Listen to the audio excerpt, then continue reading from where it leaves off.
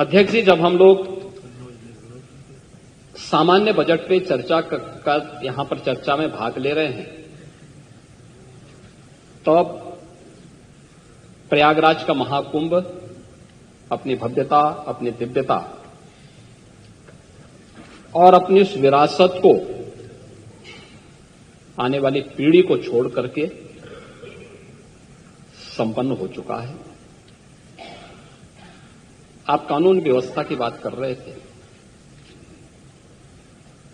45 दिनों में 66 करोड़ 30 लाख से अधिक श्रद्धालु और पूज्य संत देश और दुनिया से प्रयागराज आए। 66 करोड़ में से आप मान के चलिए, पहले तो ज्यादा नहीं तो कम से कम आधी आबादी तो महिलाओं की रही होगी, क्योंकि महिलाएं ज्यादा धार्मिक होती हैं। और एक भी छेड़खानी की घटना नहीं, एक भी अपहरण की घटना नहीं, एक भी लूट की घटना नहीं, एक भी हत्या की घटना नहीं,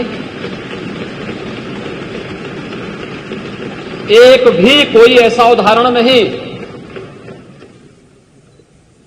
जो उत्तर प्रदेश को या भारत को या सनातन धर्मावलंबियों को कटघरे में खड़ा करता हो।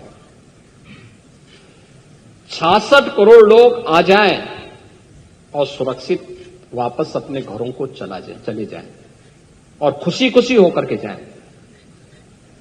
बहुत सारे लोग आना चाहते थे, नहीं आ पाए। बहुत सारे लोगों को आने के लिए साधन नहीं मिल पा रहे थे,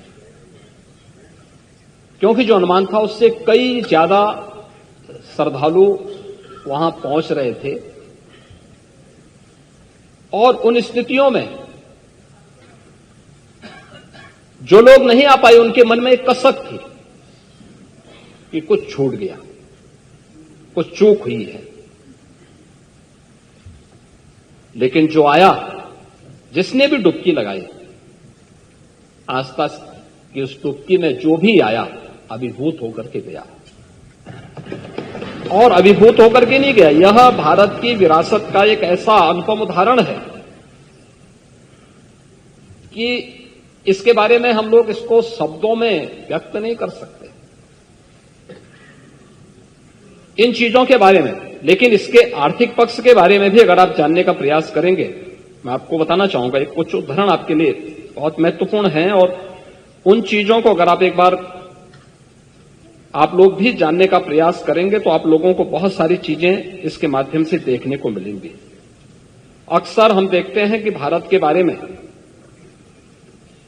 विदेशी मीडिया वह बहुत नकारात्मक टिप्पणी करता है।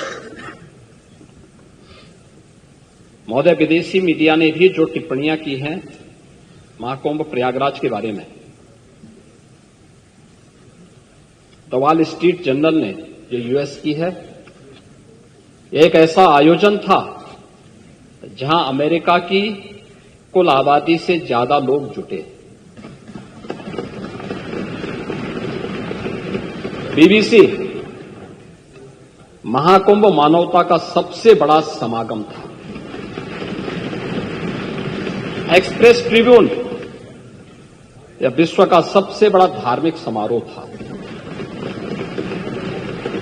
द न्यूयॉर्क टाइम्स, यह आयोजन में केवल श्रद्धालु और पर्यटक ही नहीं बल्कि नेता और हस्तियां भी पहुंची थी। राइटर्स, यह डिजिटल कुंभ था। इसमें व्यवस्था बनाने के लिए तकनीक की बेहतरीन इस्तेमाल किया गया था। द गार्डियन, यह पर्वों का पर्व था। लोगों की उमंग और उत्साह चरम पर रहा। सीएनएन, दुनिया के सबसे बड़े धार्मिक समागम में 60 करोड़ से ज्यादा लोग शामिल हुए। यह आस्था की अभिव्यक्ति की शानदार नजारा है। यूनेस्को के डायरेक्टर टिम कर्टिस ने जो बयान दिया, उन्होंने कहा कि यूनेस्को ने 2019 में कुंभ मेले को मानवता के मूर्त सांस्कृतिक धरोहर के रूप में मान्यता दी। इससे पहले 1923 में इसके सामाजिक आर्थिक एवं पर्यावरणीय प्रभावों की निगरानी की जा रही थी। उन्होंने कहा, कुंभ मेला प्राकृतिक और सांस्कृतिक धरोहर के रूप में विश्व को एक नई दृष्टि प्रदान करता है। महोदय, देश के सबसे प्रतिष्ठित जो पत्रकार हैं, इंडिया टीवी के एडिटर, उन्होंने अपनी टिप्पणी में कही कि महाकुंभ का आयोजन इतने बड़े पैमाने पर करना ये बड़ी हिम्मत का काम था और ये हिम्मत उत्तर प्रदेश सरकार ने दिखाई। ये आयोजन इतना सफल हुआ, ये चमत्कार से कम नहीं। जब करोड़ों लोग एक साथ एक जगह पर आते हैं और रिस्क होता है। महाकुंभ के इस महाआयोजन ने यह साबित कर दिया है कि अगर इच्छा शक्ति हो तो 66 करोड़ लोगों को मैनेज किया जा सकता है। टेक्नोलॉजी का ठीक से इस्तेमाल किया जाए तो सिक्योरिटी प्रोवाइड की जा सकती है। कम्युनिकेशन स्किल हो तो करोड़ों लोगों के आने जाने का इंतजाम हो सकता है।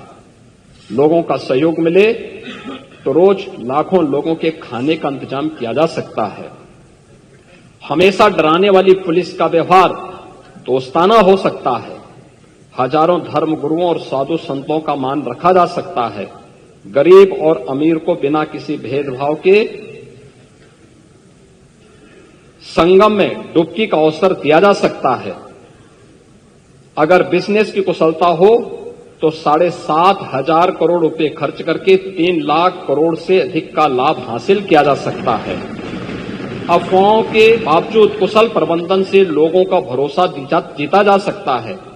महाकुंभ का आयोजन एक अग्नि परीक्षा थी। इस परीक्षा में केंद्र और राज्य सरकार खरी उतरी है। पूरी दुनिया में सनातन का मान बढ़ा है। पूरी दुनिया में भारत के मैनेजमेंट स्किल, क्षमता और कुशलता के प्रति विश्वास बढ़ा है। पूरी दुनिया ने माना कि जो कोई नहीं कर सकता वो भारत ने करके दिखाया है। इस अभूतपूर्व आयोजन की गूंज पूरी दुनिया में वर्षों तक सुनाई देगी। ये भारत की सनातन की सबसे बड़ी उपलब्धि है।